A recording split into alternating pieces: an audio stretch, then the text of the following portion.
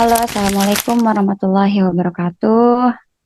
Gimana kabarnya? Teteh, Akang, semua di sini. Ya baik teman-teman, sekarang kita lagi ngebahas atau mau ngebahas tentang gimana cara Allah menciptakan seluruhnya gitu ya, seluruh alam semesta. Kita mulai dari awal banget.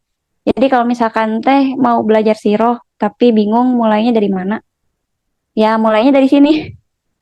Mulainya sekarang kita mau mulai dari awal banget, dari awal banget, bahkan sebelum ada Nabi Adam ya. Insya Allah. Gitu. Jadi kalau misalnya ada yang mau nanya bukunya apa yang dipakai, kitab Bidayah Wanihayah, silahkan baca, itu juga tebal. Yang punya resumenya boleh, kan ada dua ya kitab kitab sebelum saya masuk materi, saya ngejelasin dulu buku referensinya. Di sini di pinggir saya udah ada beberapa buku. Ini rangkumannya. Jadi kalau misalkan ada yang mau baca, ini ringkasan kitab Bidayah wa Nihayah. Ini udah diterjemahin, tapi ya isinya cuma ringkasan. Jadi dari awal penciptaan sampai mau masuk ke Nabi Muhammad sebelum Sirah Nabawiyah itu cuma segini aja. Nggak kurang lengkap sih menurutku. Tapi lumayan kalau misalkan mau baca di awal-awal. Nah, bagi orang-orang yang suka baca, kutu buku juga, saya rekomendasikan kitab Bidayah wa Nihayah. Nih, saya nggak jualan buku, silahkan cari di Shopee ada, di Tokopedia ada, atau teman-teman di sini yang punya yang jual buku di sini boleh ditawarin. Tapi jangan nanya ke saya nggak jualan buku, tapi cari aja di yang covernya ini. Jadi kalau kalau apa kitab Bidayah wa Nihayah ini yang nanti berseri ya, ini jilid satu. Jadi nanti pinggirnya tuh nyambung gitu. Kalau misalkan disimpan di rak buku tuh lucu gitu. Kayak gitu ya. Jadi semua yang akan kita bahas, semuanya berasal dari sini. Juga dari tafsir dari ayat-ayat Al-Quran yang nanti yang ada gitu. Jadi nanti kan ada dalilnya. Nah, ada referensi ayat-ayat Al-Qurannya. Nah, dari tafsirnya itu ada kisah-kisahnya kayak gitu. Jadi, oh, teh, ini mah ceritanya cerita aneh gitu atau gimana? Ada sesuatu. Mungkin kalau misalnya kita belajar kisah atau sirah, nanti banyak kisah-kisah yang belum kita dengar atau bahkan baru kita dengar. Nah, itu dari buku ini ya, referensinya silahkan dicari. Oke, oke kita mulai ya. Bismillahirrahmanirrahim. Assalamualaikum warahmatullahi wabarakatuh. Sekarang kita masuk ke tema setelah tema pekan satu itu tema inspirasi. Sekarang kita masuk ke tema siroh ya teman-teman. Jadi sekarang kita akan ngebahas tentang ketika seorang kreator membuat kreasinya atau ketika Allah itu membuat ciptaannya. Kayak gitu. Kita mulai dari awal banget ya di sini ya. Yuk kita bahas Bismillahirrahmanirrahim. Nah, jadi pembahasan kita dimulai dari arsy Allah, kalam Allah, ada juga air dan lauhul mahfuz. Mungkin sering dengar ya tentang hal-hal ini.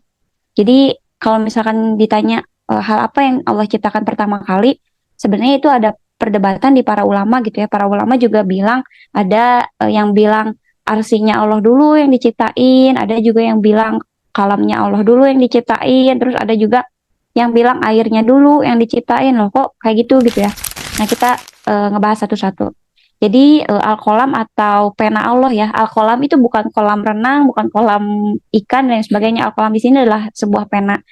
Bentuknya pena kayak gimana ya walau alam bisawab kita juga nggak pernah tahu ya pena Allah itu sebesar apa, terus bentuknya apakah sama dengan pena kita saat ini atau enggak. Pokoknya salah satu ya yang Allah ciptakan pertama kali itu adalah Al-Qalam. Jadi sesungguhnya yang pertama kali diciptakan oleh Allah adalah Al-Qalam. Kemudian Allah berkata kepada kolam itu tulislah maka ia akan melaksanakan penulisan itu pada waktu saat si kolam atau pena itu diciptakan sampai hari kiamat. Jadi ketika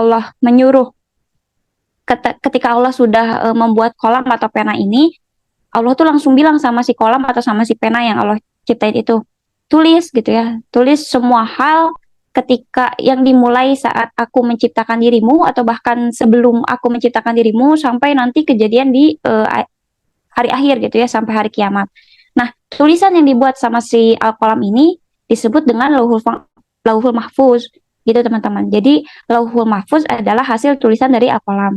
Jadi kalau misalkan bilang jodoh mah tenang aja gitu ya, rezeki mah tenang aja, jodoh mah tenang aja, dan semua takdir tuh udah ditulisin di Lauhul Mahfuznya Allah. Nah ini yang kita bicarakan sekarang gitu ya. Jadi jauh sebelum Allah menciptakan Nabi Adam, jauh sebelum kita hidup di dunia gitu ya, bahkan ya jauh-jauh dari itu takdir kita tuh udah ditetapin, jodoh kita tuh udah ditetapin juga sama Allah, terus rezeki juga udah apa ya, udah dipas-pasin sama Allah gitu ya. Jadi buat apa sekarang kita mikirin sesuatu yang bahkan udah ditetapin buat kita. Kita sibuk mikirin rezeki, ya itu udah ditetapin dari dulu gitu ya. Bahkan 50.000 tahun sebelum kita hidup, 50.000 tahun sebelum ruh kita diciptakan, bahkan udah ditetapin. Jadi ngapain bingung gitu ya tentang rezeki, tentang keturunan, tentang jodoh dan hal-hal lain yang memang sebenarnya sudah ditetapkan dari dulu oleh Allah. Itu disebut dengan Lauhul Mahfuz. Terus ada juga arsy Allah nih. Jadi Rasulullah tuh pernah bilang bahwa kalau misal ada seorang Arab Badu yang nanya sama Rasulullah, "Wahai Rasulullah, Allah tuh ada di mana sih?" gitu ya. Nanya Allah tuh ada di mana. Terus Rasulullah bilang, Allah itu bersemayam di arsinya dan arsy Allah itu berada di atas air. Jadi para ulama bilang, oh ketika Rasulullah bilang kayak gitu, berarti pada awal mula penciptaan itu berarti ada pena ya. Pena yang buat nulis seluruh takdir kita dari awal dia diciptakan sampai nanti hari kiamat itu berarti ada pena yang diciptakan. Terus, oh ternyata ada arsinya Allah juga nih, tempat Allah ada gitu ya, tempat-tempatnya Allah. Ada yang kalau misalnya kita mau ngebayangin secara gamblang mungkin kayak singgasananya Allah kah atau kerajaannya Allah kah di sana gitu ya, itu arsinya Allah. Terus ada juga air nih, ternyata arsinya Allah berada di atas air. Jadi terlepas dari mana dulu yang diciptakan, itu di dalam buku juga dan para ulama juga bilang entah Al-Qalam dulu, entah arsy Allah dulu, entah air dulu yang diciptakan atau yang pertama arsy dulu teh baru kolam gitu ya, baru air atau air dulu arsy kolam. Nah, terkait dengan ketiga hal ini itu masih apa ya, masih belum ada kesepakatan ini gitu ya, belum kesepakatan clear mana dulu yang diciptakan oleh Allah pertama kali. Jadi ya di antara tiga ini adalah segala sesuatu yang diciptakan oleh Allah pertama kali, sebelum ada bumi, sebelum ada planet, sebelum ada apapun itu di dunia, ya ini dulu gitu ya, ada Al-Qalam, ada arsy, ada air. Terus Lauhul Mahfuz gimana teh ya? Lauhul Mahfuz gimana ininya? Di mana posisinya? Ya jelas Lauhul Mahfuz itu berada ketika Al-Qalam sudah diciptakan. Jadi Lauhul Mahfuz itu adanya setelah pena. Ya nggak mungkin juga Lauhul Mahfuz ada sebelum ada yang nulis kan gitu ya. Jadi baik Al-Qalam ataupun air atau arsy Allah ini adalah bagian dari makhluknya Allah juga gitu ya. Jadi clear ya di sini ya. Mau itu rezeki, mau itu jodoh, mau itu keturunan, mau itu kehidupan kita, mau itu ujian yang datang sekarang gitu ya. Saya diuji ekonomi teh, saya diuji sama mertua teh, saya diuji sama teman dan lain sebagainya, itu udah ditulisin jauh sebelum Nabi Adam diciptakan teman-teman. Jadi sejak Al-Qalam itu diciptakan sampai nanti hari kiamat, sampai nanti kita dibangkitkan, itu bahkan udah ditulis di Lauhul Mahfuz Allah. Kayak gitu. Luar biasanya ya. Luar biasa kehebatan Allah tuh, saking hebatnya bisa sampai segitu gitu ya. Nah, sekarang kita bedah satu-satu ya tentang pembahasan arsy Allah gitu ya. Itu ada ya dalilnya, sudah saya lampirkan, silahkan saja dibaca artinya, kemudian dibaca tafsirnya kalau mau dan kalau sempat, tapi saya sudah melampirkan di sini. Jadi secara singkatnya arsy Allah itu adalah kayak disinggung tadi ya. Jadi arsy Allah itu semacam singgasananya Allah kah atau kerajaannya Allah kah? Itu intinya Allah tuh ada di arsinya Allah gitu ya.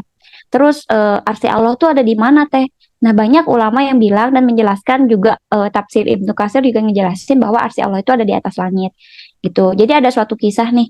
Jadi pada saat itu Rasulullah dan para sahabat sedang beristirahat. Kemudian beliau tuh melihat ke atas langit ya. Terus beliau tuh nanya sama para sahabat, tahukah kalian apa itu gitu ya? Terus kata sahabat, ya ya itu awan Rasulullah gitu ya. Kan ngelihat ke langit pasti lihat awan. Terus Rasulullah tuh menjelaskan, eh, bukan hanya awan aja, tapi di sana ada langit yang menjulang. Terus ada juga bumi yang dihamparkan di bawahnya, seperti itu. Terus apa lagi ya tambahannya? Nah, Rasulullah bertanya kembali, tahukah kalian jarak antara keduanya gitu ya, antara keduanya itu antara dataran atau bumi yang dihamparkan itu dengan langit jaraknya seberapa jauh? Terus kata Rasulullah ngejelasin lagi, jarak di antara bumi sama langit itu kurang lebih sekitar 500 tahun ya. Dari setiap langit, jadi dari bumi kita yang kita pijak ke langit lapisan pertama itu 500 tahun. Terus dari setiap langit, langit yang pertama kan ada 7 lapis langit tuh. Dari setiap langit itu jaraknya 500 tahun juga. Nah, kan ada langit yang ketujuh. Langit ketujuh sama arsinya Allah tuh lebih jauh lagi. Kita 500 tahun lagi dari itu. Jadi sejauh itu gitu ya dengan arsinya Allah. Gitu dikisahkan sih seperti itu. Terus tapi sebelum ada arsinya Allah ternyata ada 8 malaikat yang menunggang arsinya Allah. Jadi ada 8 malaikat yang menopang atau ditugaskan untuk menjaga arsinya Allah agar tetap seimbang dan sebagainya. Juga di sana ada air ya. Jadi arsinya Allah tuh di atas air. Ya emang nggak kebayang ya, nggak kebayang kayak gimana bentukannya, tapi ya memang itu yang diriwayatkan oleh para ulama dan para sahabat terdahulu gitu ya. Jadi jarak antara bumi dengan langit itu 500 tahun, setiap lapisan langitnya jaraknya 500 tahun, terus dari lapisan langit ketujuh jaraknya sama arsinya Allah tuh makin jauh lagi gitu. Jadi emang nggak bisa dibayangin kayak kayak gimana, tapi arsi Allah itu memang berada di atas langit. Itu sudah jelas dan sudah ada di beberapa tafsir yang menjelaskan hal itu, juga ada di buku, bisa dibaca seperti itu. Itu ya kurang lebihnya. Jadi kalau misalkan anak-anak kita nih nanya, Umi, Allah tuh ada di mana sih gitu ya? Jelasin aja, Allah tuh ada di artinya Allah gitu dan sebagainya. Terus kalau misalkan kita ditanya juga atau kita meragukan Allah tuh ada di mana sih sebenarnya? Sebenarnya selama ini Allah tuh ada di artinya Allah gitu. Tapi setiap 1/3 malam ada beberapa ulama yang bilang kalau misalnya setiap 1/3 malam Allah tuh turun ke bumi atau ke sepertiganya langit gitu ya untuk nanyain dan melihat mana hambaku nih, ada hambaku yang bangun nggak ya gitu ya, mana hambaku yang mau bertobat, nanti aku apa ya aku apa ya aku bersihkan semua dosanya gitu ya. Terus ada nggak yang minta sama aku, kalau misalkan ada yang minta sama aku di jam-jam ini gitu ya, di saat aku turun di 1/3-nya langit, aku akan kabulkan apapun yang ia minta selama itu baik baginya gitu ya, dan lain sebagainya. Itu ada di riwayatnya. Jadi makanya para ulama tuh bilang ya bangun tahajud lah gitu ya, bangun tahajud buat apa ya, buat itu, buat ketika Allah turun di 1/3 langit kemudian kita sujud sama Allah dan minta untuk tobat lah atau untuk minta segala hal, sesuatu itu yang kita butuhkan selama itu baik untuk kita, ya Allah pasti kabulkan. Kurang lebih kayak gitu ya. Arsi itu tentang arsi Allahnya aja. Terus yang selanjutnya apa teh? Yang selanjutnya adalah tentang Al-Kursi. Jadi Al-Kursi ini sebenarnya bagian yang nggak terpisahkan dari Al-Arsy sih. Jadi di dalam Al-Kursi itu di dalamnya Al-Arsy gitu. Ada yang bilang para ulama bilang kursi Allah tuh semacam ya singgasananya Allahnya gitu di dalam arsy. Jadi kalau misalkan arsy itu adalah istananya, kursi itu adalah si kursi rajanya, kurang lebih kayak gitu. Tapi ada juga yang meriwayatkan bahwa kursi Allah ini bukan digambarkan sebagai kursi tempat duduk Allah atau gimana itu. Kursi Allah ini tentang kepemimpinan dan penguasaan Allah atas seluruh alam kayak gitu. Jadi makanya kalau misalkan kita apa ya, ketika kita ketakutan atau ketika hati kita nggak tenang dan sebagainya, kita dianjurkan untuk membaca ayat kursi. Untuk apa ya, untuk meminta pertolongan atas kekuasaan Allah yang super power itu loh, kayak gitu kurang lebihnya. Jadi kursi ini adalah bagian dari artinya Allah atau penguasaan Allah atas seluruh alam seperti itu. Ini nggak nyambung ke apa ya, nggak nyambung ke penciptaan ya, tapi ini nyambungnya ke sifat arsy tadi kayak gitu. Selanjutnya, nah ini yang kita bahas tadi ada Lauhul Mahfuz. Lauhul Mahfuz itu sesungguhnya Allah menciptakan Lauhul Mahfuz dari bulatan putih, lembaran-lembarannya dijelasin ya di dalam buku juga. Jadi dibuat lembarannya dari mutiara yang merah, kemudian kalam yang tadi yang kita sempat singgung, itu adalah sebuah pena. Ada juga yang bilang itu adalah sebuah cahaya ya, sebuah cahaya yang menuliskan setiap takdir dari umatnya gitu ya, dari segala hal, nggak cuma manusia yang ada di sana, tapi terkait dengan gunung, laut, dan semua ciptaan Allah ya udah ada di Lauhul Mahfuz ini gitu ya. Terus Anas bin Malik pernah menjelaskan bahwa Lauhul Mahfuz itu berada di samping kanan arsy. Jadi ya wallahu alam ya, saya sempat singgung tadi gitu, kita nggak bisa ngebayangin gimana arsinya Allah. Dan yang jelas Lauhul Mahfuz ini ada di sebelah kanannya arsinya Allah gitu, kurang lebih seperti itu. Nah, apalagi teh? Nah, ini tadi ya kursi udah. Sekarang kita masuk ke penciptaan bumi dan isinya. Jadi clear ya. Jadi yang pertama kali diciptakan oleh Allah, kita nggak tahu apa ya sebenarnya di antara 3 hal tadi. Ada al-qalam, ada arsinya Allah gitu ya, ada tempatnya Allah, ada al-qalam penanya itu, sama ada air. Air tuh karena singgasananya atau arsinya Allah berada di atas air. Jadi kalau misalkan ada riwayat yang menjelaskan bahwa arsinya Allah berada di atas air, berarti pada saat itu air udah ada dong, kan gitu ya. Nggak mungkin Allah nggak nyiptain air, tapi di penjelasan artinya Allah di atas air, seperti itu. Nah, nanti turunannya ketika sudah ada al-qalam, berarti setelah ada al-qalam, Allah memerintahkan al-qalam untuk menciptakan lauhul mahfuz atau seluruh ketetapan takdir tadi gitu ya. Terus di dalam arti juga ada kursi atau penegasan Allah tadi gitu ya, atau penguasaan Allah tadi, seperti itu kurang lebihnya. Tapi gimana kalau ada riwayat yang bilang bahwa hal yang pertama kali Allah ciptakan adalah ruhnya Nabi Muhammad. Kan ada ya riwayat yang bilang kalau misalkan yang pertama kali diciptakan sebelum seluruh alam semesta ini adalah ruhnya Nabi Muhammad SAW. Wallahu alam bisawab. Saya nggak bisa bilang itu benar dan saya nggak bisa bilang itu salah. Saya di sini merunutkan peristiwanya berdasarkan apa yang saya baca di tafsir dan apa yang saya baca di kitab Bidayah wa Nihayah yang udah dirangkumin sama eh, Imam Ibnu Katsir kayak gitu ya. Tapi berdasarkan runutan yang saya baca di kitab Bidayah wa Nihayah ini, ya gini urutannya gitu ya, di antara itu tadi yang pertama kali diciptakan. Lalu apalagi teh ketika arsinya Allah sudah ada, ketika airnya sudah ada, al-qalam sudah ada, lauhul mahfuz sudah selesai menuliskan seluruh proses yang terjadi dari awal dia diciptakan sampai nanti hari kiamat terjadi. Apa yang selanjutnya Allah ciptakan yaitu masuk ke penciptaan bumi dan isinya atau penciptaan alam semesta ini, teman-teman. Apa yang selanjutnya diciptakan? Nah, ternyata Allah menciptakan seluruh alam semesta ini dalam waktu 6 hari. Dalam 6 hari aja. Nah, dijelasin juga nih dalilnya biasa ya. Kalau saya lewat-lewat aja dalilnya, nanti materinya dikasih. Kalian silahkan baca tafsirnya dan keterangan-keterangan ini yang sudah saya lampirkan di sini gitu ya. Nah, di dalam buku juga dijelasin. Jadi penciptaan alam semesta ini dari mulai bumi, kemudian galaksi gitu ya dan lain sebagainya itu diciptakan dalam 6 hari. Penganut kitab Taurat itu bilang bahwa Allah memulai penciptaan itu di hari Ahad. Tapi kalau misalkan orang-orang yang penganut kitab Injil itu Allah memulainya penciptaan di hari Senin. Tapi kita sebagai Muslim memulai penciptaan di hari Sabtu. Itu kurang lebihnya kayak gitu. Jadi Allah memulai menciptakannya di hari Sabtu. Wallahu alam bisawab, apakah Sabtu ini Sabtu seperti kita sekarang atau enggak? Tapi dalam kitab dijelaskan ya Allah memulai penciptaan alam semesta ini di hari Sabtu. Apa aja yang diciptain? Hari Sabtu itu Allah menciptakan tanah dan langit, 7 lapis ya. Tanah tuh 7 lapisnya ke bawah, langit itu 7 lapisnya ke atas, kayak gitu. Terus yang kedua, hari Ahad itu Allah menciptakan gunung-gunung. Yang ketiga, Allah menciptakan hari Senin, Allah menciptakan pepohonan. Yang ke hari Selasa, Allah menciptakan segala sesuatu yang tidak disukai oleh makhluk, kayak misalkan penyakit, kemudian kuman-kuman, bakteri-bakteri dan sebagainya yang nggak disukai manusia di hari Selasa. Kemudian di hari Rabu, Allah menciptakan cahaya.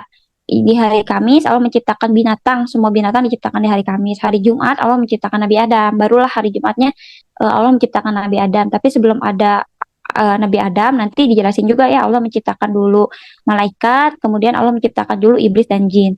Ya, mudah-mudahan waktunya nyampe, tapi kalau misalkan udah kemalaman saya cut di tengah gitu ya.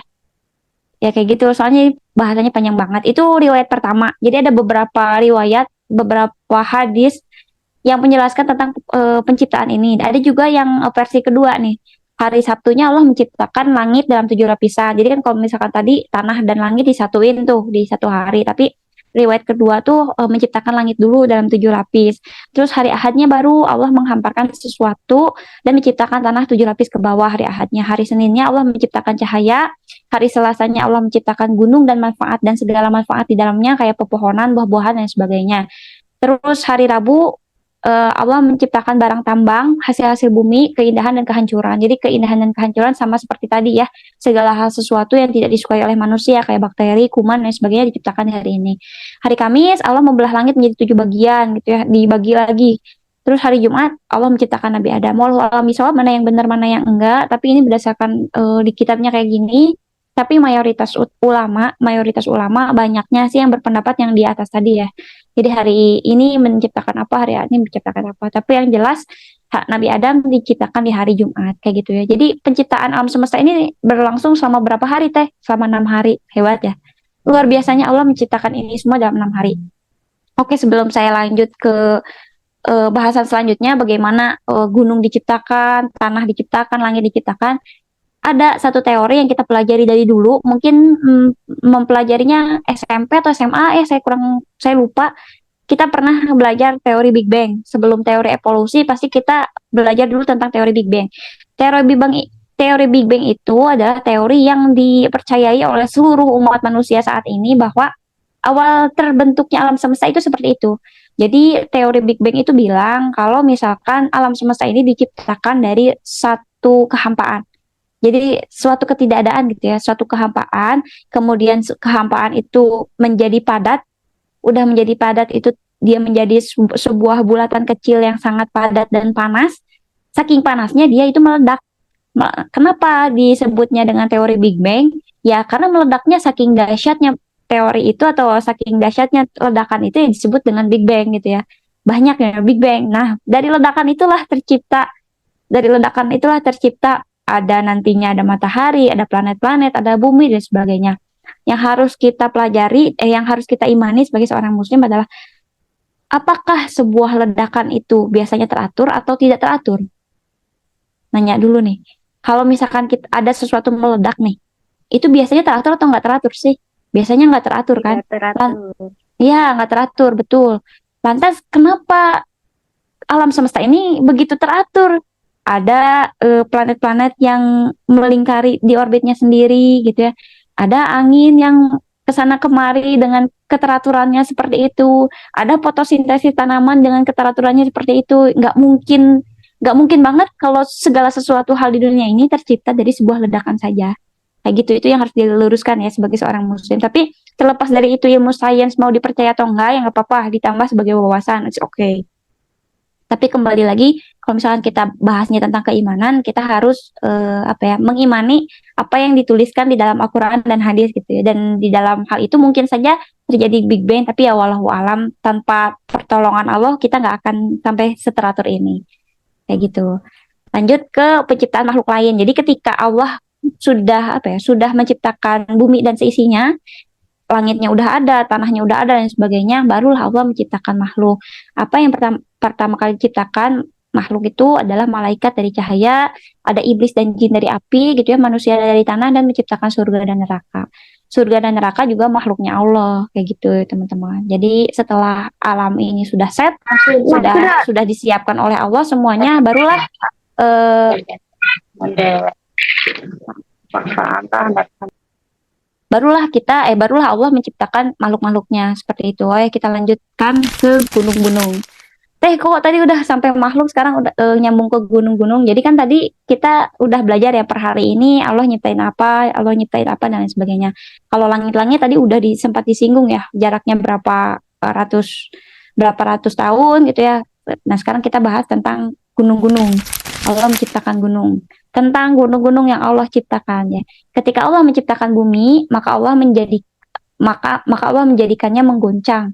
Kemudian Allah menciptakan gunung dan melemparnya di atas bumi. Mereka menancap ke dalamnya.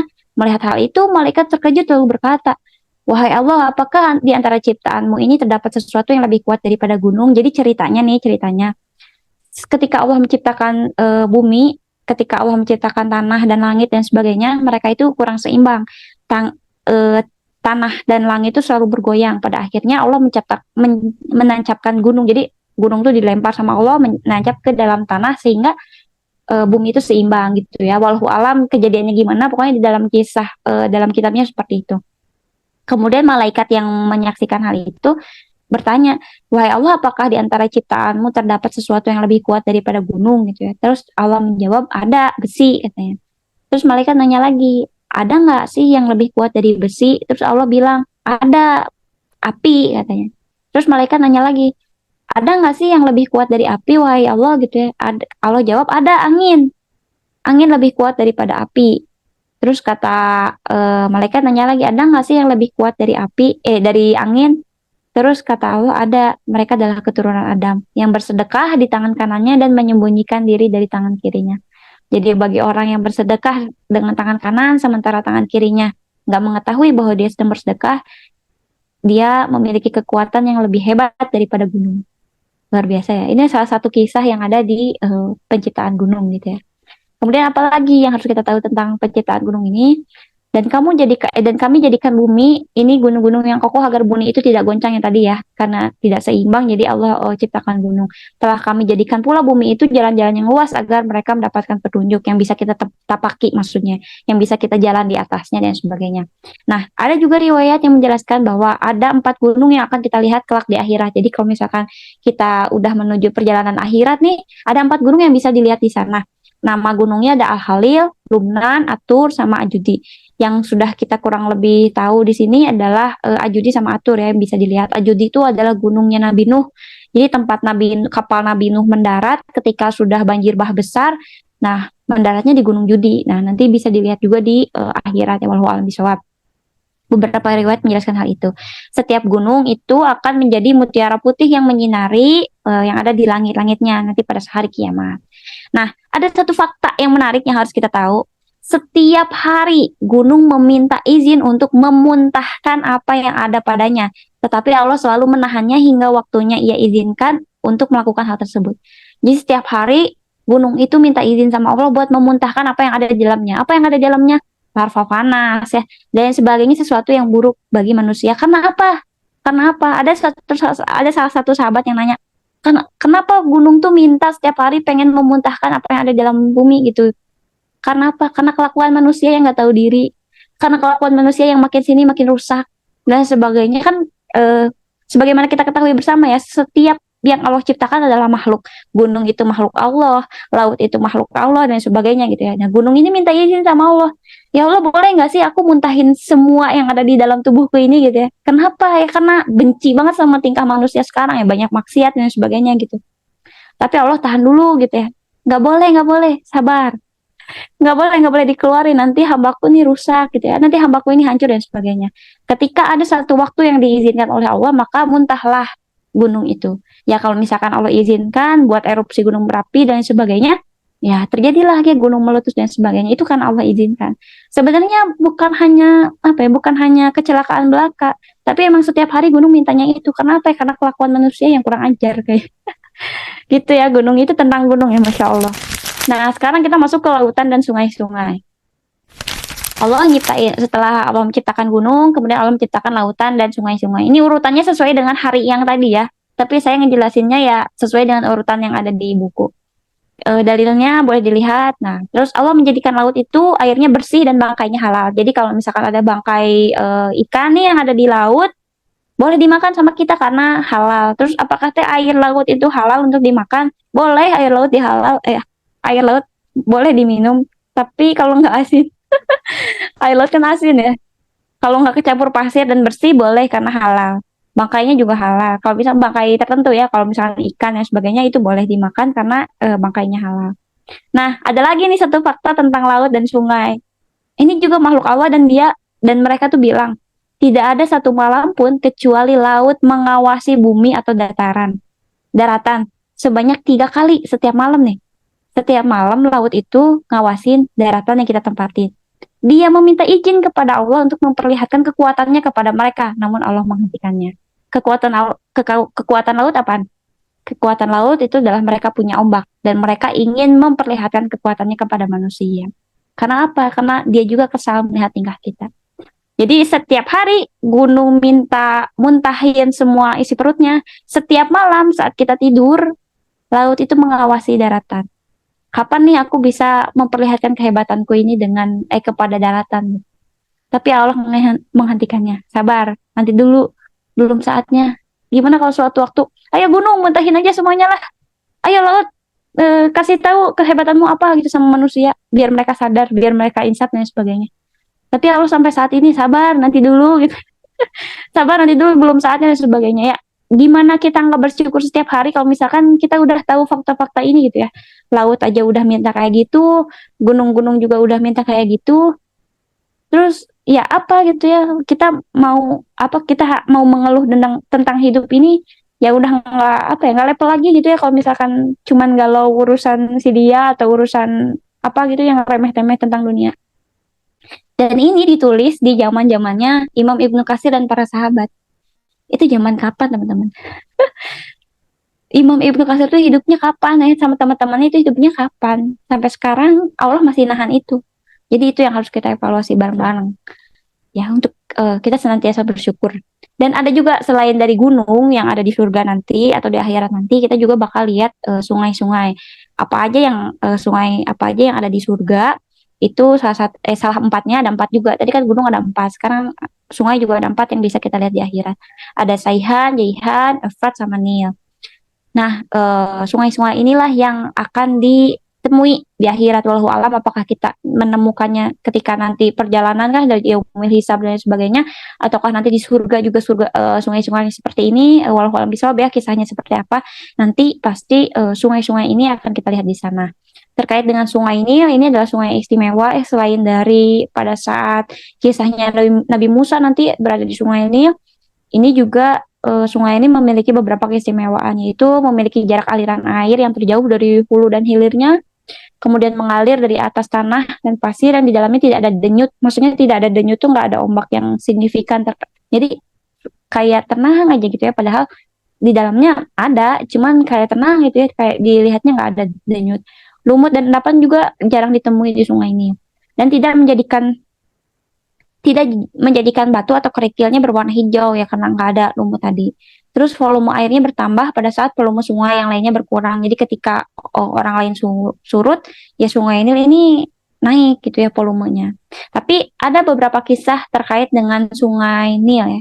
Jadi suatu waktu ketika zamannya kekhalifahan Umar bin Khattab, kan ada ya Amr bin Al-As itu diperintahkan untuk mendatangi Mesir gitu ya. Tapi ketika Amr itu menjabat di Mesir, para penduduknya itu datang ke Amr gitu ya. Wahai Amirul Mukminin gitu ya, Sungai Nil ini nggak akan pernah nggak akan pernah ngalir, nggak akan pernah memberikan manfaat airnya kepada kita kalau kita tuh nggak nyediain tumbal setiap malam ke-12 di bulan itu gitu ya. Maksudnya gimana? Jadi ketika kita masuk bulan baru, di malam ke-12 kita tuh harus ngasihin tumbal. Tumbalnya apa? Tumbalnya itu adalah perawan. Perawan yang didangdanin cantik gitu ya, dipakein baju pakein baju yang cantik, didangdanin terus ditenggelamkan ke Sungai Nil. Nah, ketika itu sudah kita lakukan, nanti Sungai Nilnya akan mengalir dan akan memberikan manfaat kepada kita semua ya, nama-nama zaman-zaman itulah ya. Sudah mulai masuk banyak fitnah dan sebagainya.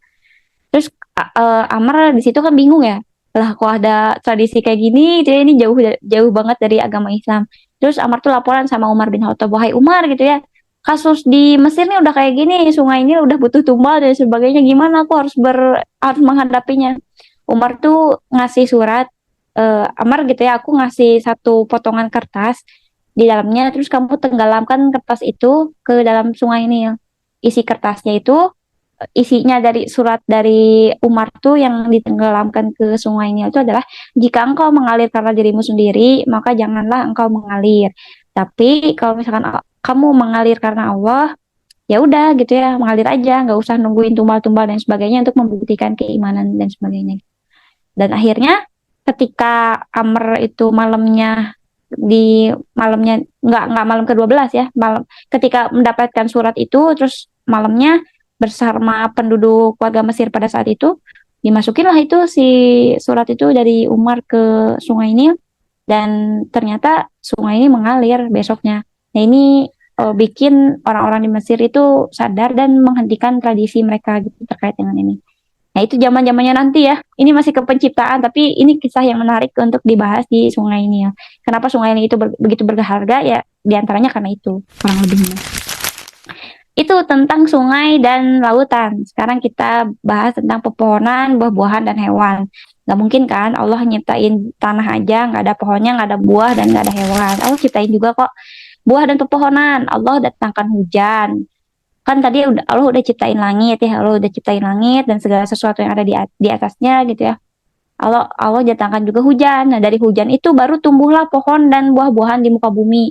Allah tumbuhkan sesuatu yang bisa bermanfaat sebagaimana Allah ciptakan kamu di atasnya. Jadi datangnya dari hujan itu tadi, ketika hujan turun, Allah tumbuhkan semuanya dan Allah berikan buah-buahan kepada kita. Terus hewan, Allah telah menciptakan 1.000 umat, diantaranya 600 di lautan dan 400 lainnya di daratan. Jadi kebanyakan adanya di mana? Adanya di laut sih sebenarnya gitu. Tapi maka yang pertama kali Allah musnahkan adalah belalang. Jadi kalau misalnya ini nyambungnya ke nanti kalau misalkan kita belajar tentang hari kiamat dan sebagainya, yang pertama kali Allah musnahkan di kalangan hewan itu adalah belalang. Nah, ini nyambungnya ke rantai makanan. Kalau misalnya kita dulu belajar tentang rantai makanannya, tikus dimakan ular, ular dimakan elang, elang dimakan dan sebagainya gitu ya. Ada puncak makanan tertinggi, ada puncak makanan yang terendah gitu ya. Ketika rantai makanan itu diputus satu, misalnya tikusnya nggak ada nih, nanti ularnya kelaparan, ularnya musnah dan sebagainya ya kayak gitu. Jadi urutan untuk apa ya? Menjelang hari hari kiamat gitu mungkin kesananya nanti kayak gitu kisahnya. Dan kitab itu menjelaskan bahwa yang pertama kali dimusnahkan adalah belalang dari kalangan hewan. Kayak gitu. Allah ciptakan buah-buahan dan pepohonan buat apa? Buat siapa? Buat rezeki untuk kita semua. Lanjut ke bintang, matahari, dan bulan. Jadi urusan bumi udah beres nih ya. Airnya udah ada, makanannya udah ada, hewannya udah ada, hewannya mau dipilih, mau di daratan, mau di lautan itu udah disediain, pokoknya udah set banget gitu ya.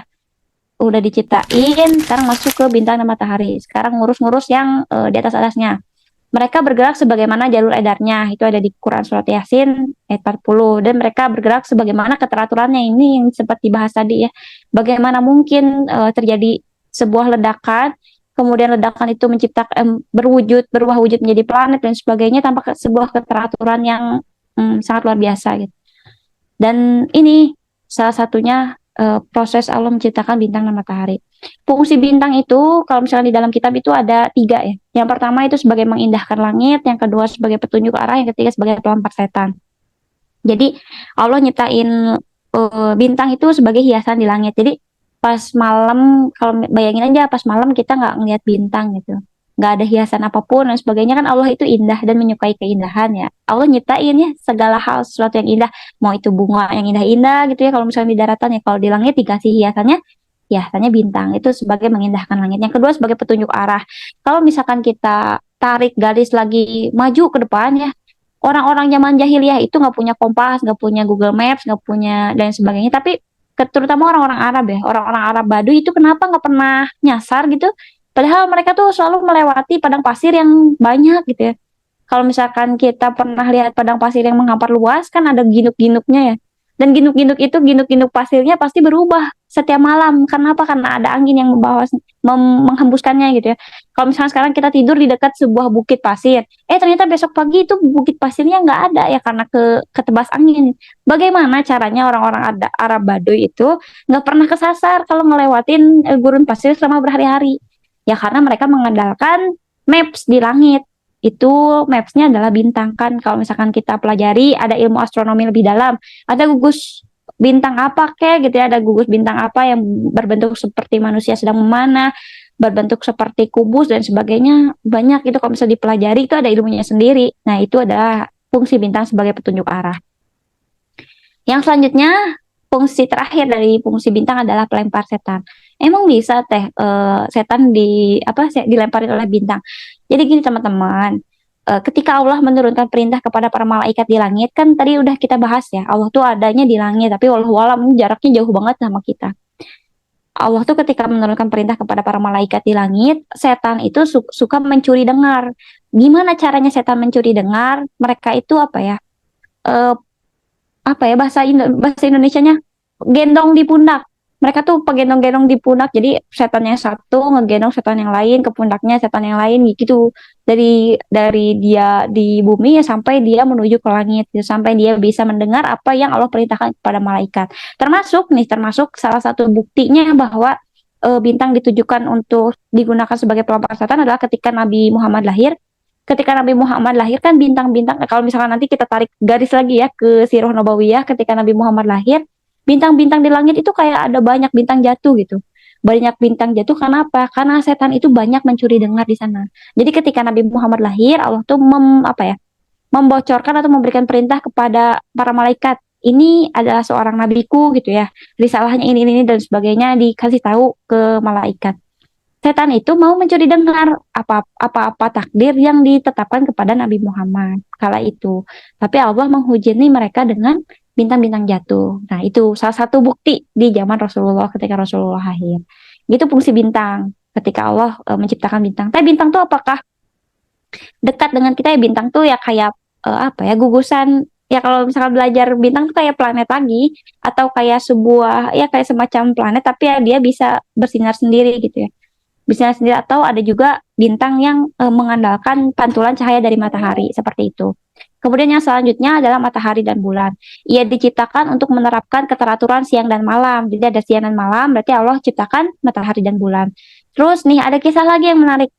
Rasulullah itu pernah sama Abu Zar ngelihat langit, terus menjelaskan, tahukah kamu kemana ia pergi wahai Abu Zar? Jadi ketika matahari mau tenggelam sama Abu Zar, terus ditanya sama Rasulullah, Abu Zar tahu nggak matahari itu kemana gitu?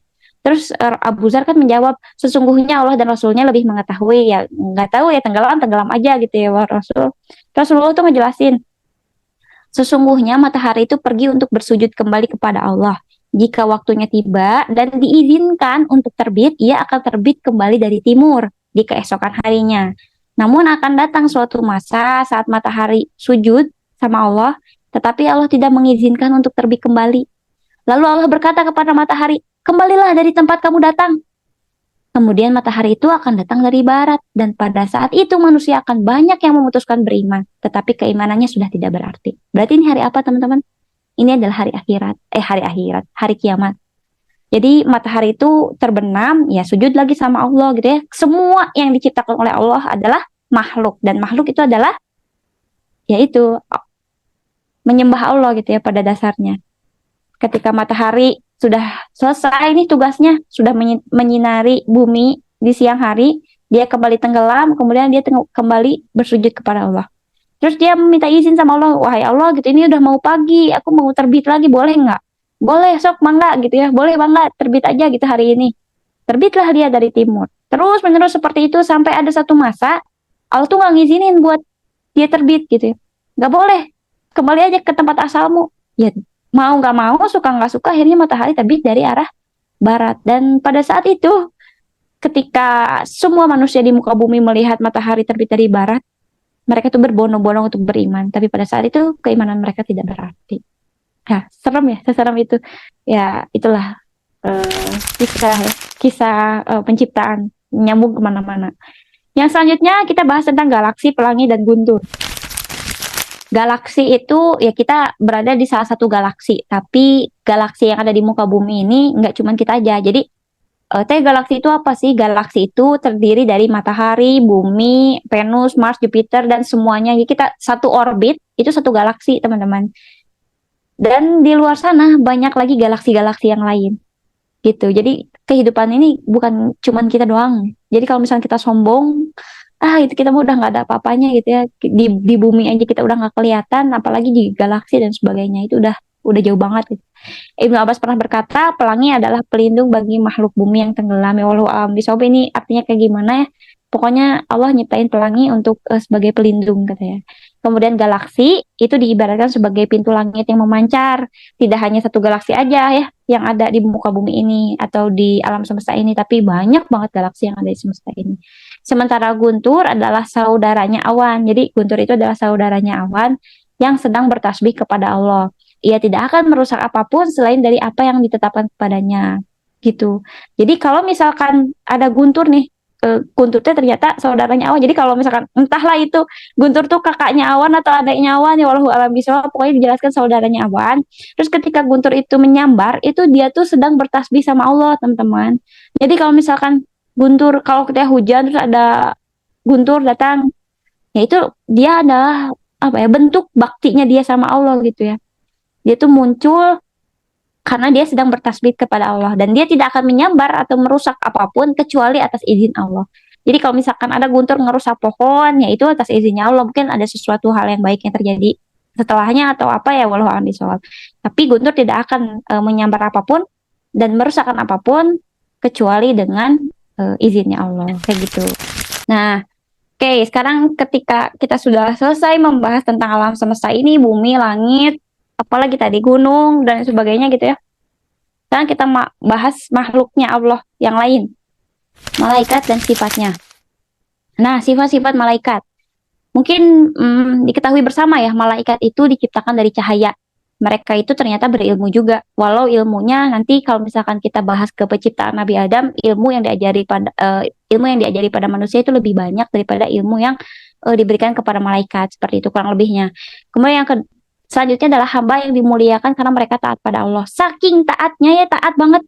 Apapun yang diperintahkan oleh Allah, mereka tuh selalu jalanin. Nggak mungkin nanti pokoknya malaikat kamu kerjain ini, oke Allah siap, laksanakan, langsung laksanain gitu.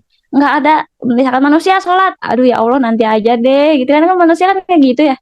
Malaikat tuh enggak, malaikat tuh taat banget sama Allah dan bahkan nggak pernah melakukan satupun dosa ya, karena itu sifatnya itu diciptain sama Allahnya kayak gitu ya, taat pada Allah. Kenapa? Karena malaikat itu nggak punya hawa nafsu, teman-teman. Malaikat itu nggak makan, malaikat itu nggak apa ya, ya nggak punya hawa nafsu, nggak kayak kita. Kita mah hawa nafsunya wah luar biasa hebat. Malaikat tuh nggak dikaruniakan hawa nafsu sama Allah, jadi memang mereka taat sekali. Terus bayangin deh kalau misalkan malaikat nggak diciptakan taat, terus Allah merintah malaikat Jibril, Jibril kasihkan wahyu ke Nabi Muhammad. Ya Allah nanti dulu deh gitu. Kan nggak mungkin kayak gitu. Atau malaikat Mikail misalkan, malaikat Mikail turunkan hujan sekarang gitu ya. Mereka udah kekeringan dan sebagainya. Ya Allah nanti dulu deh, dia tuh manusia tuh udah apa ya? Rakyat di sana tuh udah berbuat maksiat banget gitu ya sama kamu, sama Allah gitu ya. Udah tahan aja hujannya ya kan, nggak mungkin kayak gitu. Tapi semua malaikat apapun yang diperintahkan oleh Allah ya diturutin, langsung laksanakan, siap gitu ya. Selalu bertasbih kepada Allah, meminta ampunan kepada Allah bagi orang-orang yang beriman. Jadi bagi orang-orang soleh nih, orang yang beriman, malaikat juga minta ampunan buat mereka gitu. Jadi ketika misalkan malaikat nemu orang beriman yang lagi sholat tahajud, minta tobat gitu ya, malaikat juga ngebantuin doa, ya Allah gitu ya, disenggol. Ya Allah itu nih ada hambamu yang namanya ini lagi sholat tahajud, katanya minta taubat gimana ini dan sebagainya, atau salah satu orang beriman yang butuh keperluan apa nanti dibantuin sama malaikat buat berdoa, jadi masuklah ke orang-orang beriman gitu biar dibantuin doanya sama malaikat, kurang lebih kayak gitu. Terus tidak sombong dan tidak pernah lelah, ya nggak mungkin lelah. Bayangin aja kalau misalkan malaikat Ijroil lelah, mungkin manusia terus bertambah dan gak ada yang mati gitu, kurang lebihnya. Memiliki sayap ini diceritakan di beberapa riwayat, rata-rata mayoritas malaikat itu memiliki sayap, tapi walau alam bisawab apakah sayapnya seperti yang sering kita gambarkan atau enggak kita nggak tahu ya. Terus mereka memusuhi orang-orang kafir, mereka tuh nggak suka juga sama orang-orang kafir. Jadi bahkan kan malaikat Jibril tahu nggak kisahnya Fir'aun. Fir'aun itu ketika ada laut ya, ketika lautnya udah mau menghantam dia, si Fir'aun itu pengen ngucap syahadat kan ya, pengen mengakui bahwa Tuhannya Nabi Musa adalah Tuhan yang paling hebat, Tuhan yang wajib disembahi dan sebagainya. Tapi yang bilang karena malaikat Jibril itu udah kesel banget sama dia, mulutnya tuh disumpal sama tanah. Ketika ada laut yang datang sama Fir'aun, Fir'aunnya mau beriman, daripada dia tobat udah disumpal aja sama tanah nih gitu mulutnya, jadi dia nggak berhasil tobat. Ya Allah alam bisawab itu kisahnya benar atau enggak, tapi ada beberapa riwayat yang mengisahkan hal itu.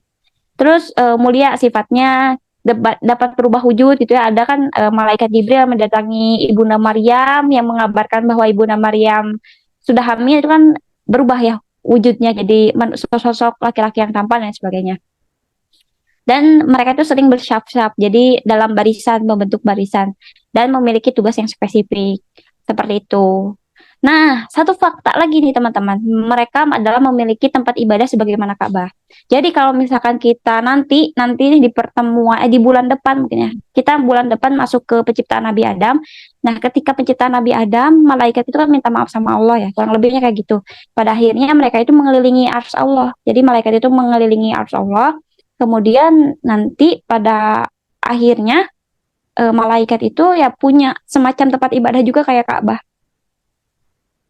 Jadi kalau misalkan manusia di bumi itu tawafnya di Ka'bah, malaikat juga punya tempat tawaf kayak berkeliling gitu, mengelilingi arsy Allah ya, tempatnya disebut dengan Baitul Ma'mur. Jadi ada para sahabat yang bilang Baitul Ma'mur tuh ada di mana ya wahai Rasulullah? Nah, Rasulullah tuh bilang Baitul Ma'mur tuh ya ada segaris sejajar sama Ka'bah. Ibaratnya kalau misalkan Baitul Ma'mur itu dijatuhkan dari langit gitu ya, dijatuhkan dari tempatnya malaikat, ya itu akan pas banget sama Ka'bah kayak gitu. Jadi kalau misalkan di langit ada malaikat yang sering beribadah kepada Allah gitu ya, berputar-putar, ya di bawah tuh dijadiin tawaf gitu, kurang lebihnya kayak gitu sama tempatnya malaikat beribadah. Dan kurang lebihnya ada 70.000 malaikat yang yang beribadah di sana setiap hari, kurang lebih silih berganti. Ya kalau misalkan tugasnya sudah selesai, terus belum ada perintah lagi nih dari Allah, ya melilingi itu ya tugasnya ibadah. Dan bahkan malaikat tuh nggak tidur teman-teman, kan kita mah tidur, kita makan, kita dan sebagainya. Malaikat tuh nggak, terus dari awal mereka diciptakan ya taat sama Allah, ibadah sama Allah, zikrullah dan sebagainya, semua di ini. Luar biasa banget malaikat nih gitu ya kurang lebih. Jadi apakah malaikat itu di mana ya malaikat itu beribadah? Ya di Baitul Ma'mur. Baitul Ma'mur itu apa? Baitul Ma'mur itu adalah salah satu tempat di mana malaikat itu beribadah kepada Allah gitu ya. Gimana bentukannya ya walau alam, nggak dijelasin secara spesifik, tapi kurang lebihnya tempatnya itu sejajar dengan Makkah, dengan Ka'bah. Jadi ketika Baitul Ma'mur itu kalau seandainya dijatuhkan, ya nanti akan sejajar dan sama tempatnya dengan Ka'bah, kurang lebih kayak gitu. Terus ada juga nih beberapa tugas dari malaikat ya, yang selama ini kita ketahui kan, yang wajib diketahui ada 10, tapi ada juga nih malaikat penanggung arsy. Ingat nggak yang tadi dibahas? Yang tadi dibahas bahwa di arsy Allah ada malaikat yang menanggungnya gitu ya, malaikat penanggung arsy. Dan Rasulullah bersabda, telah diizinkan kepadaku untuk menceritakan tentang malaikat dari malaikat-malaikatnya Allah. Salah satunya adalah malaikat-malaikat yang menanggung arsy gitu ya. Bahkan jarak di antara daun telinganya dengan pundaknya, daun telinga dengan pundaknya itu kurang lebih perjalanan 700 tahun. Dan jarak kepakan sayapnya itu 700 tahun juga. Jadi kalau misalkan satu aja malaikatnya sebesar itu, maka sebesar apa sih sana Allah, atau sebesar apa arsinya Allah, teman-teman? Ya nggak bisa dibayangin ya, kurang lebih kayak gitulah. Selanjutnya adalah ada malaikat Jibril ya. Sebagaimana kita ketahui, malaikat Jibril itu sangat kuat. Rasulullah pernah melihat malaikat Jibril dalam bentuk yang asli 2 kali. Rasulullah itu pernah lihat malaikat Jibril dalam bentuk yang asli 2 kali. Yang pertama ketika menurunkan wahyu, yang kedua ketika ke Sidratul Muntaha.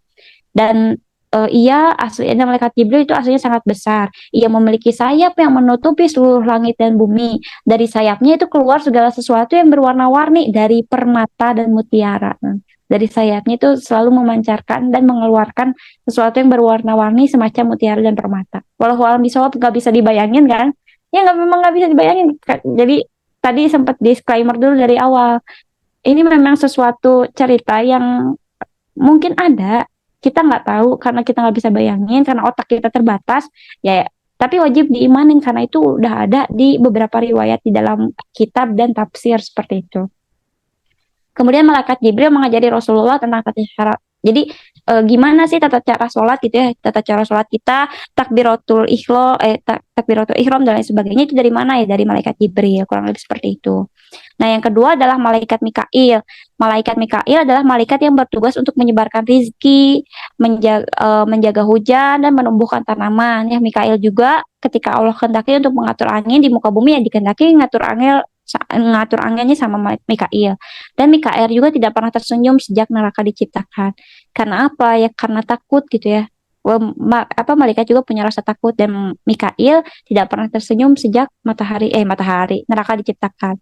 Israfil, malaikat peniup sangkakala, pasti ya kita tahu, semua tahu tentang malaikat Israfil.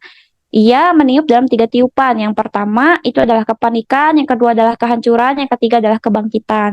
Kemudian Allah telah menciptakan Israfil. Sejak hari penciptaan malaikat Israfil, ia terus berdiri dengan lurus di atas kedua belah kakinya, walau alam kakinya kayak gimana. Ia tidak pernah mengangkat wajahnya, di antara dirinya dan Allah ada hijab yang maha tinggi dari cahaya. Jadi ia udah megang siap-siap megang sangsakalanya itu, walau alam bentuknya kayak gimana nggak dijelasin. Dan di dekatnya terletak Lauhul Mahfuz. Jadi di dekat kalau tadi Lauhul Mahfuz ada di sebelah kanannya arsinya Allah, berarti malaikat Israfil kurang lebih ada di sana juga ya.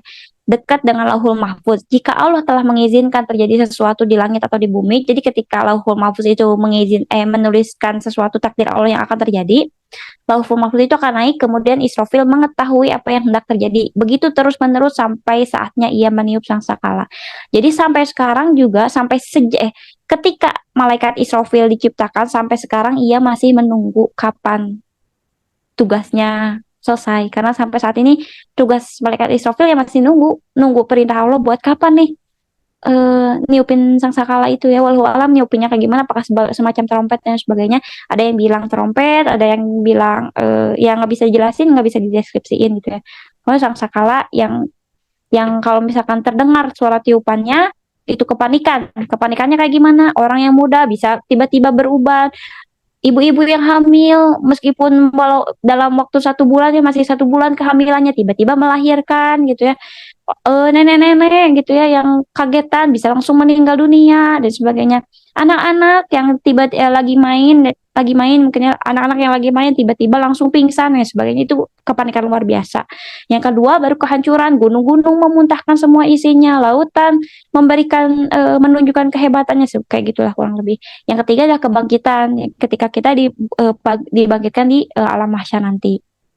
Kayak gitu ya. Itu dari malaikat Israfil. Yang Ijrail, malaikat maut yang bertugas untuk mencabut nyawa seluruh makhluk yang memiliki kekuasaan yang mengeluarkan ruh seseorang dari jasadnya sampai mencapai tenggorokan. Malaikat maut kemudian dengan tangannya mengangkat ruh itu ke atas langit dan menghempaskannya ke alam barzah. Jadi ketika ruh kita dicabut, set, naik ke atas langit dulu, dibawa ke dibawa ke hampir menyentuh langit pertama, terus dilemparkan ke alam barzah seperti itu. Kalau ya gimana amalnya sih ya, kalau misalkan amalnya kita termasuk orang-orang yang buruk ya mungkin dilemparnya sangat luar biasa kejam. Tapi kalau misalkan kita masuk ke orang-orang yang beriman mungkin lembut gitu ya, walau alam. Dan malaikat maut mendatangi manusia sebagaimana amal ibadahnya, teman-teman. Jika dia orang yang beriman, maka malaikat itu tampan, kemudian bajunya bersih, baunya wangi gitu ya. Tapi kalau misalkan orang-orang itu tidak beriman, berbuat kezoliman, bahkan kafir, ia datang dalam bentuk yang buruk, berbau busuk, dan bajunya compang-camping gitu ya, nggak jelas. Ya kayak gitu kurang lebihnya pekerjaan dari malaikat Israel. Malaikat Munkar Nakir adalah penjaga kubur, penjaga kubur atau alam barzah ya, karena tidak setiap orang dikuburkan. Jadi lebih tepatnya adalah penjaga alam barzah. Setiap yang sudah mati maka mereka akan tanyai mengenai amal perbuatan mereka gitu ya, dengan kedua malaikat ini. Baik yang dikubur atau tidak, gimana kan di India mah dibakar gitu ya, gimana di Korea juga dibakar dan sebagainya. Ya setiap orang, setiap ruh yang dibakar atau yang dikuburkan itu hanya jasadnya. Tapi yang ditanyai dan yang disiksa adalah ruhnya, teman-teman. Jadi ruhnya masuk ke alam barzah. Alam barzah itu adalah sebuah alam kayak terminal. Alam barzah itu diantara alam dunia dan alam akhirat. Jadi kalau misalkan kita udah mati di dunia, masuk dulu alam barzah, baru ke akhirat gitu kurang lebihnya. Tapi setiap orang yang sudah duluan meninggal itu masih ada di alam barzah sampai sekarang, karena nanti proses akhiratnya nungguin hari kiamat dulu, teman-teman. Jadi yang sekarang ada di alam barzah yang lagi disiksa itu pengen cepet-cepet udahan, ya Allah cepetin dong hari kiamat gitu ya, aku nih udah disiksa di alam barzah, ya gimana perjalanan ke depannya gitu ya, kalau di terminalnya aja udah disiksa. Jadi mereka tuh pengen cepet-cepet. Tapi sebaliknya orang-orang yang ada di dunia ya pengen ngelambat-lambatin hari kiamat ya, siapa juga yang pengen cepet-cepet hari kiamat ya, gitulah kurang lebih kondisi saat ini, teman-teman. Rakib Atid adalah malaikat yang hanya sebagai sebutan ya, karena apa ya, nggak jumlahnya kan nggak cuma dua, karena di setiap satu orang manusia itu memiliki dua malaikat di samping kiri dan kanannya. Jadi saya mungkin sekarang sedang diawasi apakah perbuatan yang saya lakukan ini adalah amal baik atau amal buruk. Nah, ditulisin sama malaikat-malaikat ini. Jadi Raqib Atid ini nggak cuma dua, tapi hanya sebutan aja gitu ya. Raqib Atid ya di setiap orang juga ada buat nyatet amal baik dan amal buruk. Kayak gitu. Terus yang selanjutnya adalah Malik Ridwan. Malik Ridwan ini adalah nama malaikat yang penjaga pintu surga dan pintu neraka. Malaikat Malik menjaga neraka, malaikat Ridwan menjaga pintu surga. Tugas mereka itu hanya, kalau malaikat Malik tugasnya tidak membiarkan seorang pun keluar dari neraka selain dari izin Allah. Jadi kalau misalkan malaikat Malik wajahnya tuh apa ya, seram gitu ya dan lain sebagainya. Jadi malaikat-malaikat ini menjaga agar nggak ada yang bisa keluar dari neraka kecuali atas izin Allah. Kalau malaikat Ridwan itu menjaganya nggak ada yang bisa masuk ke surga kecuali atas izin Allah. Kalau malaikat Malik nggak ada yang bisa keluar, kalau malaikat Ridwan yang nggak ada yang bisa masuk kecuali atas izin Allah. Kurang lebih kayak gitu tugas-tugasnya. Nah, ada pula tugas-tugas lainnya selain dari ke-10 malaikat yang wajib diketahui. Ada yang bergantian sekelompok dengan sekelompok memasuki Baitul Ma'mur. Yang tadi ya, Baitul Ma'mur adalah tempat ibadahnya para malaikat di atas di langit sana. Ada yang bertugas untuk mempersiapkan kenikmatan surga. Siapa bilang kenikmatan surga belum disiapin? Kenikmatan surga itu udah disiapkan. Jadi ketika Allah menciptakan surga dan neraka, sejak saat itu pula Allah menyuruh malaikat untuk menyiapkan segala kenikmatan yang ada di surga. Makanannya, rumah-rumahnya, rumah Khadijah mungkin sedang dibangun karena saking luar biasa luasnya, rumah-rumah para sahabat, rumah Utsman dan sebagainya itu sedang disiapin semuanya. Gitu. Juga di neraka sedang disiapin hukuman apa nih buat orang-orang pezina, hukuman apa nih buat orang-orang yang suka riba dan sebagainya, itu ada tugasnya, dan malaikat-malaikat yang ngerjain semua itu. Terus ada juga para malaikat yang bergantian bertugas, ada yang bertugas di malam hari dan ada malaikat bertugas di siang hari untuk apa ya, mengatur keteraturan. Mereka bertukar tempat di waktu subuh, makanya direkomendasikan untuk sedekah subuh biar apa? Biar dicatat sama dua malaikat kan, malaikat yang bertugas malam sama malaikat yang bertugas untuk siang hari kayak gitu ya. Di asar juga ada beberapa riwayat yang menjelaskan di asar juga, di waktu asar juga ada malaikat yang bertugas seperti itu. Dan tidaklah dari dua orang malaikat penjaga yang naik melaporkan kepada Allah apa yang mereka jaga setiap hari kecuali diawali dengan istighfar. Gitu ya, barangkali mereka salah menulis sesuatu atau lainnya. Dan juga apabila tiba hari Jumat, maka pada setiap pintu-pintu masjid di hari Jumat terdapat malaikat yang menuliskan orang-orang yang datang. Oh, dia datang nih, dia datang nih, dia datang. Dan ketika imamnya udah mulai duduk dan membacakan khutbah Jumatnya, mereka akan ikut berzikir dan berdoa kepada Allah. Oke, kita lanjutkan ya. Nah, kita bahas tentang iblis, jin, dan setan ya, teman-teman. Ini berapa slide lagi sih? Oh, sedikit lagi kok insya Allah. Jadi gini teman-teman, iblis, jin, dan setan itu banyak ahli tafsir yang menjelaskan bahwa jin diciptakan sebelum Nabi Adam. Mereka diciptakan dari api, iblis diciptakan dari api yang menyambar, sementara jin diciptakan dari api inti. Jadi kalau misalkan kita analisis nih, api itu kan ada macamnya ya. Coba lihat kompor atau korek api. Ada yang di deket pucuk korek apinya, ada yang di atasnya. Nah, biasanya yang lebih panas tuh yang atas apa yang bawah? Yang bawah kan? Yang bawah itu adalah cikal bakal iblis, cikal bakal jin, yang atas itu adalah cikal bakal iblis. Jadi kurang lebih kayak gitu. Jadi iblis diciptakan dari api yang menyambar, sedangkan jin itu diciptakan dari api intinya. Kalau jin itu ada dua, ada jin yang muslim nantinya, ada jin yang kafir. Kalau iblis udah jelas-jelas menentang Allah nantinya. Nanti ada dikisahkan di cerita Nabi Adam ya, nanti itu masuknya ke Nabi Adam iblis mah. Nah, sekarang kita fokusnya ke jin dulu. Teh, apa bedanya iblis, jin, dan setan? Siapa yang sekarang masih nganggap bahwa mereka sama? Jadi pada awalnya iblis dan jin itu memang diciptakan dari api. Keduanya diciptakan oleh Allah. Iblis itu ya cuman komponennya aja yang beda. Tadi kan iblis itu dari api yang menyambar, sementara jin itu dari dari yang intinya, yang di puncuknya gitu ya, yang apinya itu. Nah, kalau kalau setan, setan itu anak-anak dari iblis, teman-teman nanti. Jadi ketika iblis itu punya punya anak, nah itu anak-anak si iblis itu yang nantinya jadi setan. Nah, setan itu nggak cuma nanti ada jadi kalangan iblis aja. Ada setan juga dari kalangan jin, tapi jinnya yang kafir. Ada juga setan dari kalangan manusia, teman-teman. Itu ada di surat Anas. Jadi kan Anas tuh ngejelasin tentang jin dan sebagainya. Nah, itu awal mula setan ini ada. Jadi setan ini campuran, ada dari anak-anaknya iblis, ada dari jin yang kafir, ada juga dari manusia.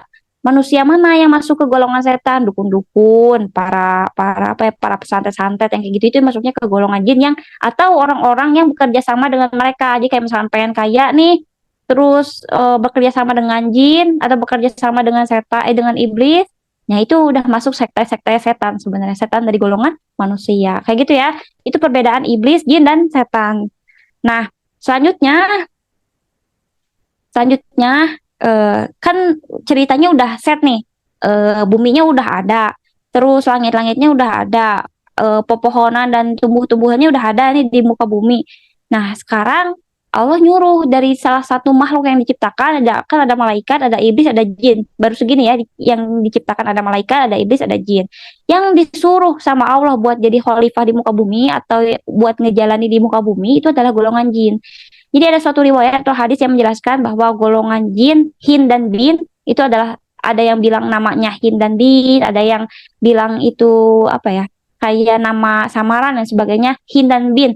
Hin dan bin itu adalah golongan jin yang laki-laki dan golongan jin yang perempuan. Hin dan bin itu diutus buat nempatin bumi, teman-teman. Jadi bumi ini sebelum manusia lahir, sebelum manusia diciptakan, jauh sebelum itu Allah tuh nyuruh bangsa jin dulu buat buat nempatin bumi ini. Jadi sebelum kita tempatin, jin duluan yang udah ada di muka bumi ini.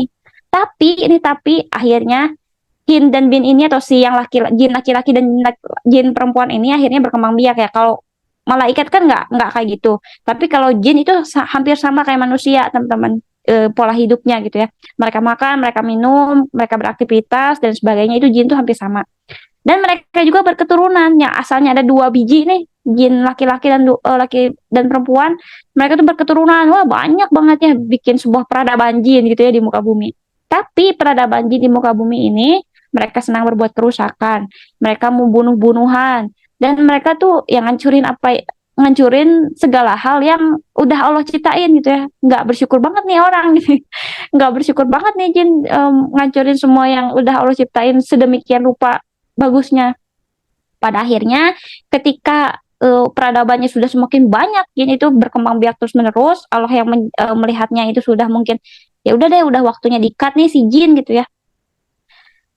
Udah mulai ini udah mulai di-cut aja nih peradaban si jin. Akhirnya Allah nyuruh iblis dan malaikat untuk memeranginya. Kenapa iblis kan dari api juga, kenapa ikut ngehancurin jin gitu ya? Iblis pada saat itu masih taat, teman-teman, masih nurut sama yang apa Allah perintahkan. Belum ke kisahnya Nabi Adam, belum, sabar. Jadi iblis ini, jin doang kan yang disuruh ke dunia, sedangkan iblis dan malaikat masih ada di atas langit kan. Nah, ketika jin ini bikin kerusakan di muka bumi, iblis yang masih taat iblis yang masih taat ini ada beberapa riwayat yang bilang namanya Azazil, walau alam bisawab gitu ya. Kita sebut aja iblis yang masih taat. Iblis yang masih taat ini sama malaikat yang taatnya luar biasa ke Allah, itu disuruh buat merangin jin. Ya udah, usir aja jin gitu ya. Mau kemana? Mau tarik lagi ke sini, tarik lagi ke akhirat atau gimana? Ayo kita diperangin dulu sama malaikat. Tapi karena si jin ini tuh punya pola pikir sendiri, dia udah betah hidup di dunia dan sebagainya. Dia tuh nggak mau pergi lagi, teman-teman. Dia tuh nggak mau balik lagi ke akhirat. Akhirnya apa? Akhirnya ketika diperangin oleh si iblis yang masih taat dan malaikat yang taatnya luar biasa, mereka itu malah kaburnya ke tepi-tepi laut, ke pinggir-pinggir laut, ke tepi-tepi laut, ke tengah-tengah lautan, ya ke sana kaburnya. Terus kata jinnya, yang ketua-ketua jinnya, ya Allah, aku nggak akan deh gitu ya, aku nggak akan mencampuri lagi, nggak akan mencoba merusak lagi dunia ini, cuman aku nggak mau pergi dari sini gitu ya, aku nggak mau pergi dari sini. Jin tuh memang ada, teman-teman, tapi ternyata mereka membangun peradabannya di atas laut.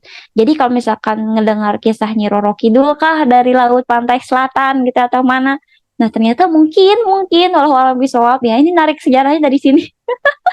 Jinnya banyak di tepi-tepi laut, di tengah-tengah laut ya, kayak gitu kurang lebihnya. Mana teh buktinya jinnya ada di tengah laut? Yang ada di hadis Rasulullah. Sesungguhnya ini jin ya, iblis dari golongan jin. Ini, sebelum kan ini kalau misalkan Rasulullah udah meriwayatkan, berarti iblisnya udah masuk fase Nabi Adam ya. Tapi kita sebagai pembuktian aja, karena iblisnya masih taat di episode ini, masih taat. Ingat, belum masuk ke episode Nabi Adam nanti. Sesungguhnya meletakkan singgasannya di atas air, kemudian mengutus pasukannya. Jadi mereka tuh punya pasukan, bikin istana di atas air, terus ngirim pasukan setiap mau, ya pasukan itu dikirim setiap hari buat apa? Ngegoda manusia. Ngegoda manusia buat apa? Kok bisa ngegoda manusia dan sebagainya? Itu nanti di episode bulan depan, teman-teman. Sekarang kita masih ini ya, masih nyari pembuktian apakah benar ada di atas air gitu ya. Iya benar, ternyata ada di atas air. Salah satu hadis Rasulullah menyebutkan hal itu.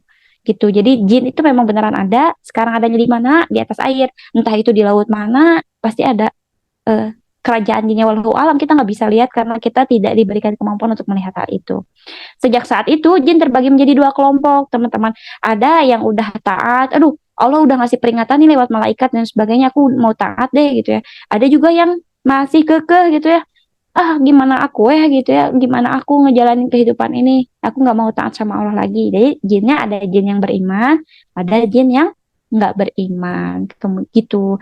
Saat iblis, nanti jin yang masih punya dendam nih, yang punya dendam nanti akan bersekongkol dengan iblis yang terusir dari surga, atau iblis yang terusir dari akhirat. Maka ia akan bersekutu dan menggoda keturunan Nabi Adam. Alhamdulillahirobbilalamin. Sekian kisah proses penciptaan dari awal sampai akhir. Kita mengenal sifat manusia, malaikat dan sifat-sifatnya, kemudian kisah peradaban jin dan lain sebagainya. Kurang lebihnya seperti itu. Oke, mungkin saya mohon maaf apabila materinya sangat kurang, ya sangat kurang karena ini sudah dipersempit sedemikian rupa. Kemudian saya juga mohon maaf apabila dalam penjelasannya tadi ada beberapa hal yang kurang jelas yang disampaikan. Saya mohon maaf gitu ya. Mari kita tutup dengan bacaan hamdalah bersama-sama. Alhamdulillahirobbilalamin dan doa kafaratul majelis. Subhanakallahumma wa bihamdika asyhadu alla ilaha illa anta astaghfiruka wa atubu ilaik. Wabillahi taufiq wal hidayah. Wassalamualaikum warahmatullahi wabarakatuh.